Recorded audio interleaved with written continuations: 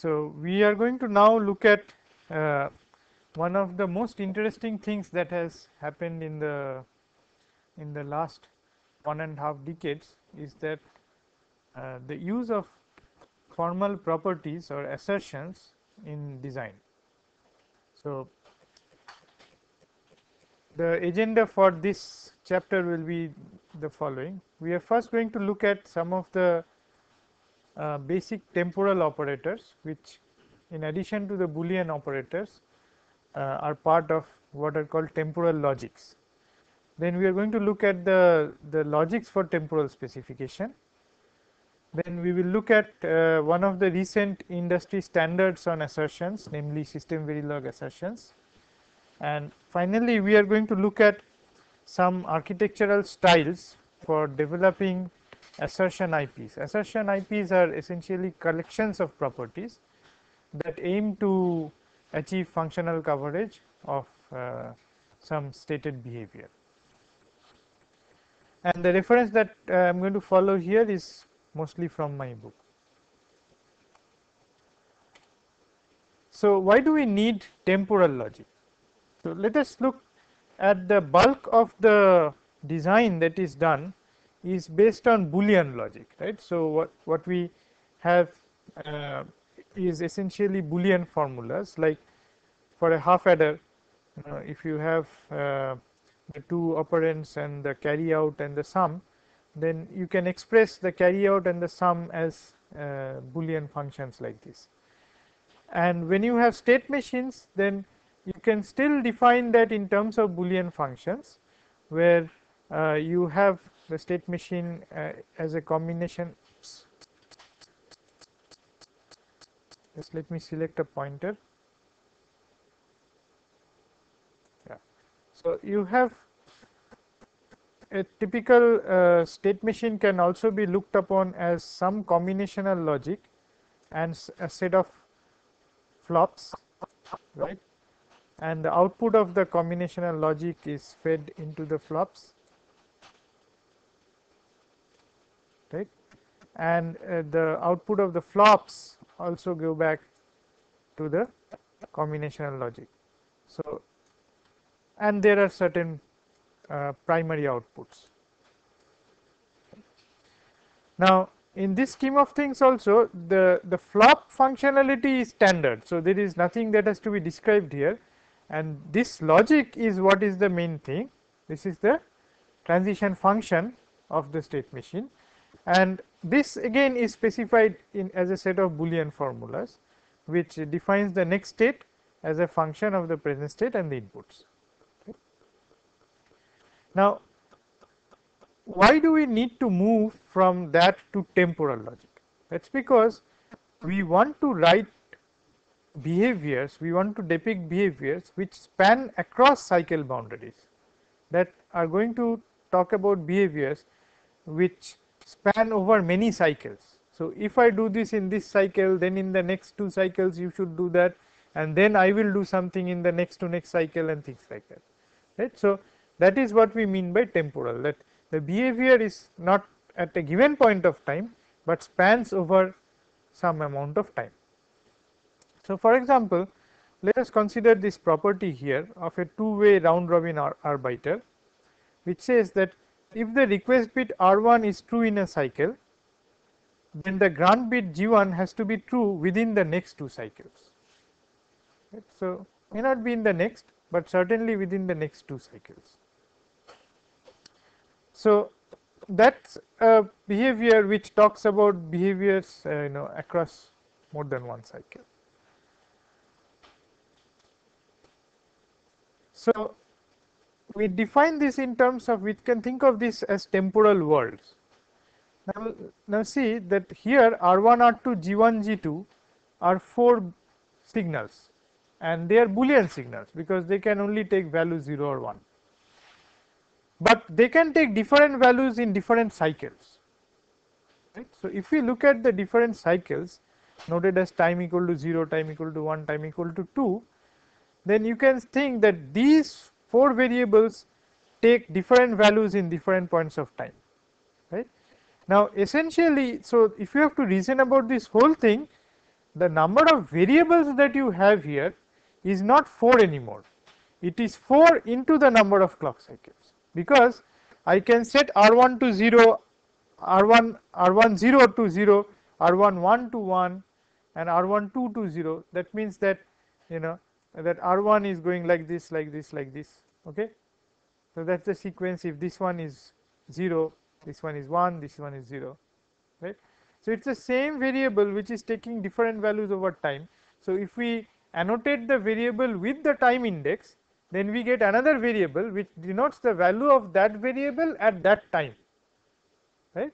So essentially there are more number of variables than just the 4 of them, right. So we could express this requirement that R1 is true in a cycle, then G1 has to be true within the next 2 cycles in terms of first order logic also. So those of you who have done a course on AI will remember that, you know, in first order logic we can say that for all times t, R1 t implies G1 t plus 1 or G1 t plus 2, right, which expresses the same intent as this property. But we do not do that in temporal logic. We use propositional temporal logic, right, and where the time variable t is implicit. Now there is a very fundamental reason for this. See, when we are dealing about time, okay, when we are dealing about temporal properties, the only variable which actually change the, basically time is the index on the basis of which these worlds differ, right. We can express all these temporal properties using these variables and a special variable called time, right? And then we can quantify time to say that always this is going to hold for all values of time, right, or we can say that for some value of time this is going to hold. Now first order logic in general, if you want to prove something in first order logic, in general that is an undecidable problem. Okay? This is a proven fact. So therefore the complexity of reasoning in first order logic is quite high. On the other hand, we are dealing here with only one variable which is quantified, namely the time variable t. So if we can model that in terms of certain operators which talk about time, then we can do the reasoning at much less cost, which is why temporal logics have become popular, and which is why the scientists who actually constructed the first logics of this kind were very well appreciated, and Professor Amin Newelly, who was the originator of this, got the Turing Award several years ago, I think 1970 or something like that. So we can write the same intent is shown here as always R1 implies next G1 or next G1. See here, this for all t is captured by this or always. Always implicitly means that at all times, right, and when we say next G1, it means that at whichever time R1 happened in the next time G1. So if this happened at t, this is at t plus 1, right, and then this is saying next G1, which means that if this has happened at t, then this is at t plus 2, right.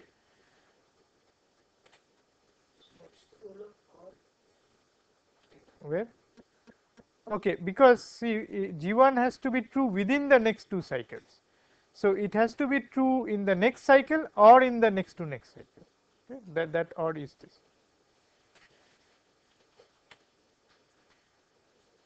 Let's look at this specification. Design an arbiter with the following properties. Whenever R1 is raised, the arbiter must assert G1 within the next 2 cycles. This is a property that we saw just now. whenever R2 is raised, the arbiter must eventually assert G2, and the grant lines G1 and G2 are never asserted together. So, let us say that these are the three properties that are given as part of the specification of the arbiter, right. Now, look at this implementation. You know what we are doing in this implementation? We are giving G1 and G2 grants in alternate cycles. In one cycle we are raising G1, lowering G2. In the next cycle we are raising G2 and lowering G1, right. We are just giving G1 and G2 grants in alternate cycles. Now, look at the funny thing here is that R1 and R2 have become inconsequential. We are not even reading it, right. What does that mean? That means that the specification is not complete. There is something missing in this specification, because we could implement the specification without reading R1 and R. I mean, surely that was not intended. And look at this implementation, which also satisfies all these properties. Now, this reads R1 but does not read R2. It reads R1 and gives the grant G1 in the next cycle if R1 is asserted, and whenever G1 is not asserted, it just gives G2 the grant, right. Now, see, both of these implementations satisfy these properties, and they are not logically equivalent. This is a very important thing. You can have two implementations of a multiplier, but both are logically equivalent, right. If you look at the Boolean logic of each of them, if you look at the Boolean logic of two adders, it has to be equivalent, because the function is completely defined. The adder function, addition function, is a completely defined function. This is giving a partial definition. It is just saying that these properties must hold, right. Now, that is not a bad thing, because if your function becomes completely specified, then your room for optimization of the design is very limited, right. But if your function is not completely specified, if it is partially specified, then within the possible implementations you can choose a good one. So, you can optimize in that space, right. So, in general, while we want our specifications to be functionally complete and to capture all the part of the design intent, it may not result in a complete functional behavior of the thing. It may not be able to specify for every scenario what are the outputs, right? And that may be intended, there may be don't cares. When we study temporal logics, we interpret the semantics of the logic over what is called a Kripke structure. Now, it is a very simple kind of structure. It has the following tuple. AP is a set of atomic propositions. Atomic propositions are some of the basic facts, basic truths of some signals, let us say. Okay. These atomic propositions could be state variables themselves, or they could be some logical functions derived out of the state variables, right. S is a set of states, S0 is a set of initial states, and T is a total transition relation. Note a couple of interesting things here is that this is defined to be a relation, not a function. And what is the difference between the relation and the function? That if it is a relation, then from one state you may go to more than one state also, right. So, it is not that every state gets mapped to an unique next state, right. So, this transition system is non-deterministic, right. It can be non-deterministic, and the totality means that for every state you have to have a next state, right? For every state there has to be a next state. The next state could be itself also, but there has to be some next state, at least one next state. There can be more than one possible next state also, because the relation is non-deterministic. Okay. And then finally we have L, which is a labeling function from the set of states to the set of atomic propositions. Now, what does this mean, that S mapped to 2 to the power of AP? It means that you take, suppose there are 5 different atomic propositions. In each state, those 5 different atomic propositions can take a combination of values. So the first proposition is true, second one is false, right? So that is the labeling of that state. So it gives you that what is the truth value of those propositions in the state. That's what the labeling function does. Now, in easier terms, think of a finite state machine where the output of the finite state machine is some function of the state bits, right? Now you can label the states with the values of the outputs, right? So the output variables are like your atomic propositions, and they can be labeled on the states. Is that clear? So that's what it means.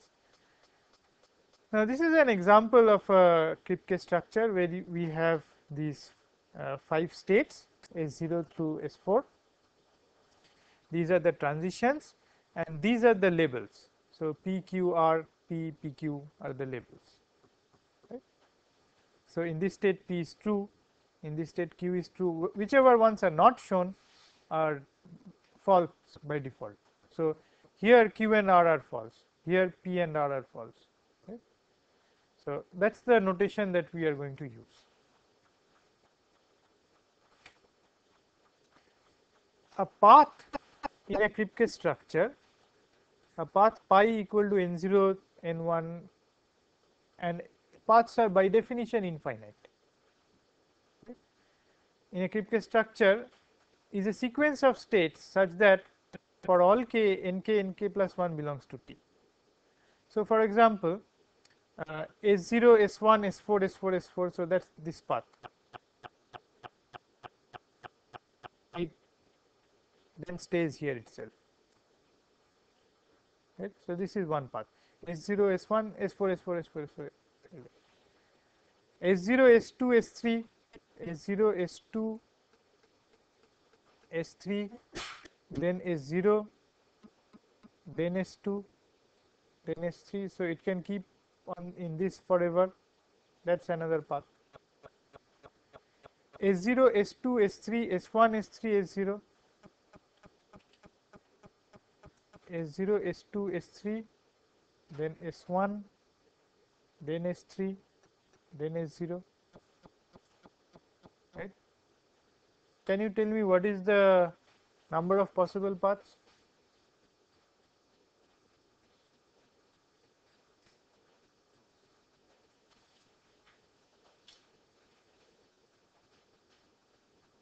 Finite or infinite? Finite number of possible paths. Okay, now look at this case. I start from here, okay, go here, right? Then I go here and get stuck here. This is path 1. I start from here, go in this loop once, then go here. Path number 2. This is not the same as the previous path. I start from here, go in this loop twice, and then go here. This is not same as any of the 2 previous paths. So how many paths can we have? Infinite, right? So we can enumerate all the different types of paths that are possible, right? Now, so this is an infinite set of paths are possible. We define the prefix and suffix of the path as follows: that for a given nk in the path pi, the prefix of nk is the subsequence that is part of this path until it reaches nk, and the suffix is another path which we call pi k. Okay. So, the suffix is the remaining path from here. Is that clear? Hmm?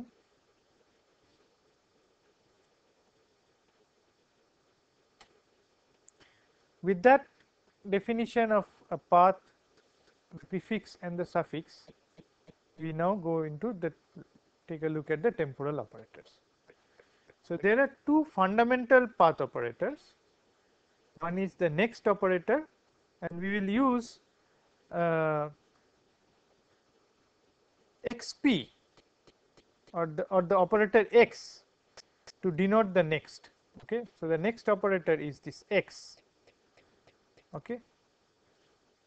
And then we have the until operator, this until operator denoted by this symbol u for until, which says that property P holds in all states up to the state where property Q holds.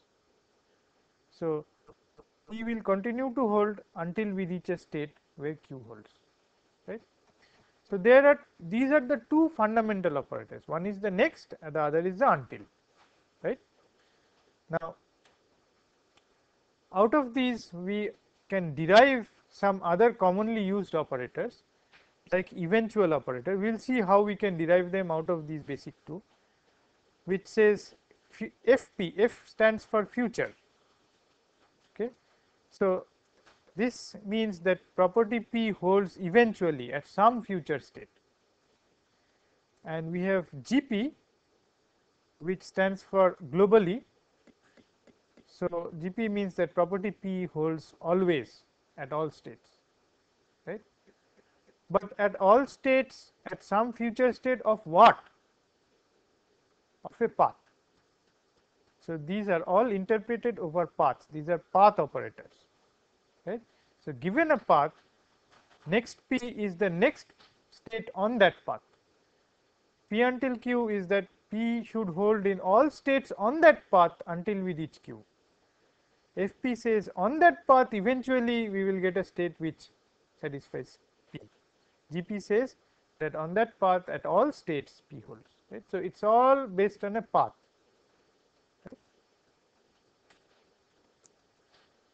All these operators are interpreted over paths of the underlying Kripke structure. Temporal logics also support all the Boolean operators. So, in temporal logics we will have these fundamental operators and all the Boolean operators. So, and or not etc. are all there. Now, let us look at these operators. The first one is the x operator, the next time operator. So, in a path it is true if P holds in the. Now, let us look at the formal semantics of this. We have to start getting used to these notations because we are going to have these notations more and more often, right. This thing, this notation is called models, MO. I hope you can read what I am writing here. Models. Okay. What does this mean? So, we read it as pi, pi is our path, a path pi models xf if and only if pi 1 models f. What is pi 1? Pi 1 is the suffix of the path pi starting from the state 1. So, remember this is state 0, this is state 1, right. So, this is our pi 1. Okay. So, we so essentially what we are saying is that the path, this whole path is going to model x of f if pi 1 or the path starting from here models f. Now be very careful about one thing, is that remember that this f can in turn be a path property. It may not be something which holds on this state itself. If it is a Boolean formula, then it means that f must hold in this state itself. But if f is another temporal formula, then it might be holding on the path pi 1, not exactly on this state. Are you following what I am saying? Right? Yeah, let me repeat this because this is important. When I am saying x of f, right, there are two possibilities. F can be a Boolean formula. Suppose f is a and b, where a and b are two state variables. Then I can evaluate a and b here. If a, then what am I saying? I am saying a and b has to be true here, because a and b is a Boolean formula. There is nothing that you need to do in the next cycles or anything. It is in this cycle that a and b both should be high. Right? Now the second case is that if f is in turn a temporal formula, suppose f is x of p, then when I say that f must hold here, I am actually meaning that f must hold on this path. Right? So that is why I am not saying that if I call this n0 and n1, I am not saying that n1 models f, I am saying pi 1 models f. And what is this pi 1? It is the suffix of the path starting from this state. So it is this path, the path which starts from here, and the rest of it is this. So I am saying that pi 1 must model f. I am not saying the state n1 must model f. Right? It is a very important thing which you must not confuse later on, because then all your analysis is going to go away. Let us look at the until operator now. The p until q operator says that p holds until somewhere q holds. Right? Formally, we write the semantics like this: pi models f until g if and only if there exists some k such that pi k models g. Can you tell me in this example what is the value of that k? 2. This is 0, 1, 2. Right? So pi 2 models g. Now here this picture shows that q is some proposition, so it just holds here. But your g can again be an LTL property, or it can be a rather another temporal property. So it has to hold from here on. Right? So we say that there exists some k such that pi k models g, and for all j less than k, that means all the states which precede this k, right, we must have pi j models f.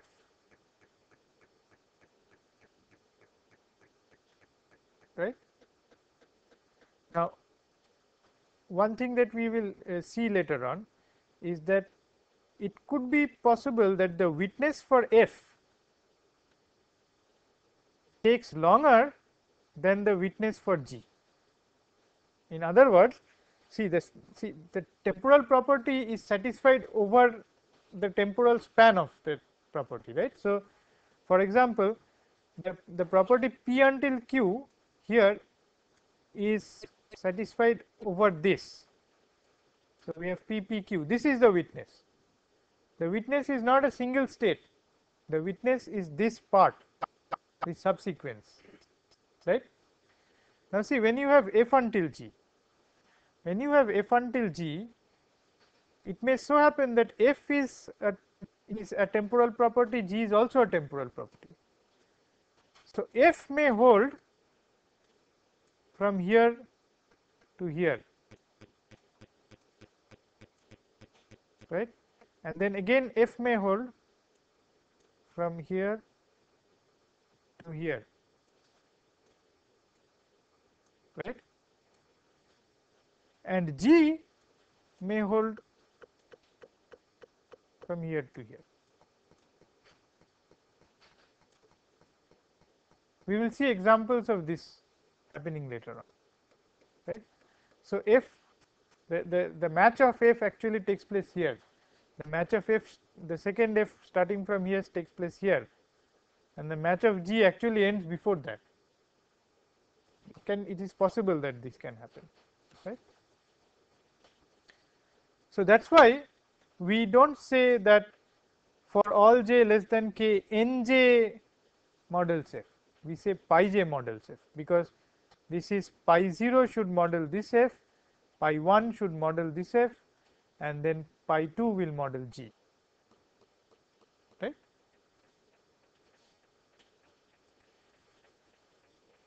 Let us look at the eventual operator.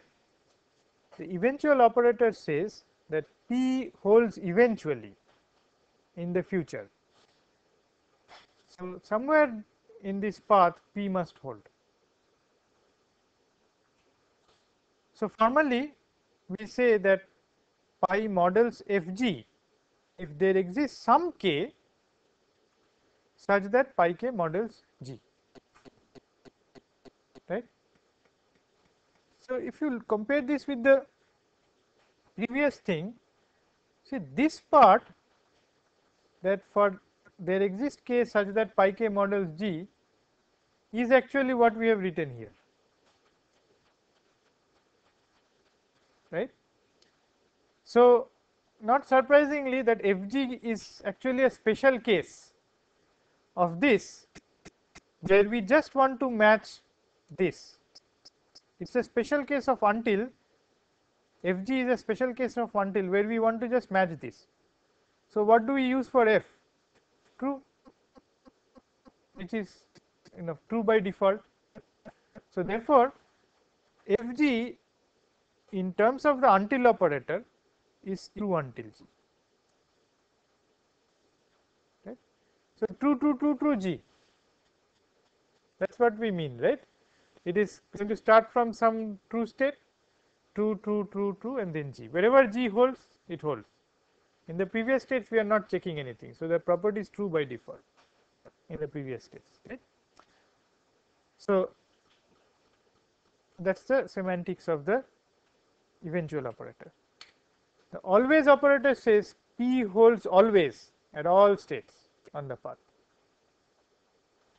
which in turn can be stated that not p does not hold eventually. We will never have not p. In the formal syntax we write pi models gf if for all j we have pi j models f. Simple. For all j, pi j should model f, which has the same meaning. Now, if we take this one, that not p does not hold eventually. So, this means that not f does not hold eventually. So, let us break this up. This says not f. What does this part say? It says that not f holds eventually, but then we know that if it has to hold globally, then this can never be true. So, we put a not outside. So, now this we can write in terms of the until operator. So, we can write this as true until not f, and then we put the not outside this. So, this is a representation of gf using just the not and the until operator. So, you see future and always operators can be expressed using the until operator and the Boolean operator. So, x and until are the basic temporal operators.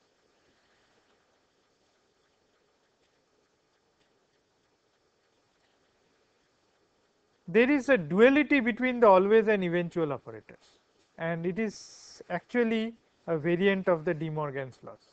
So, let us see why that is so. When we write eventually f, what do we mean?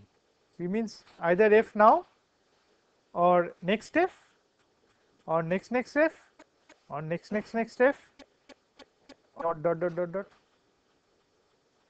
Now, we can use De Morgan's here to put a knot outside and then move the knot inside.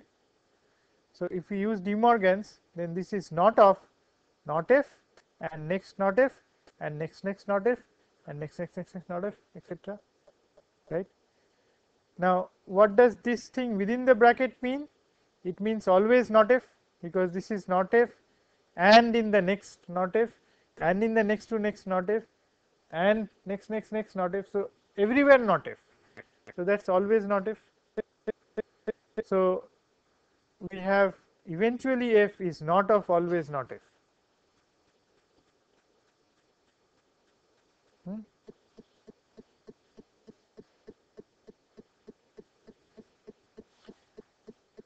So, now with this we can see that these two things will hold. So, knot of fp is g of knot p. So, what you do is you, as you move the knot operator inwards, the f becomes the g. So, f transforms to g and then you have knot p here. Okay. Just like and or and, they flip when you move the knot operator across it, when you apply De Morgan's, right. So, here it is just f is going to transform to g and g is going to transform to f, right, because over the temporal domain f is or and g is and, like we see here, right, f is or and g is and. And then similarly, when you write not gp, it is, you are going to write it as f naught of p, right. We can nest temporal operators like fgp. What does this mean?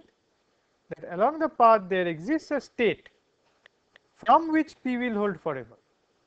So, p holds here and then in all next states p holds. So, that is fgp. What does gfp mean? That always from every state in some future state p will hold. So, if I look at this state, yes, there is p in the future. If I look at this state, yes, p is there in the future. If I look at this state, yes, p is here itself, so it is also in the future. If I look at this state, I should have a p in the future, right. So, at every state there is some future state where p holds. That is what is meant by GFP, or in other words, along the path p will hold infinitely often. It has to hold infinitely often, right. Right. Now, we are going to, I think we are not going to get into this because of the lack of time. So, in the next class, we are going to look at the linear temporal logic and branching time temporal logics, and then we will go into some of the industry standard languages for this.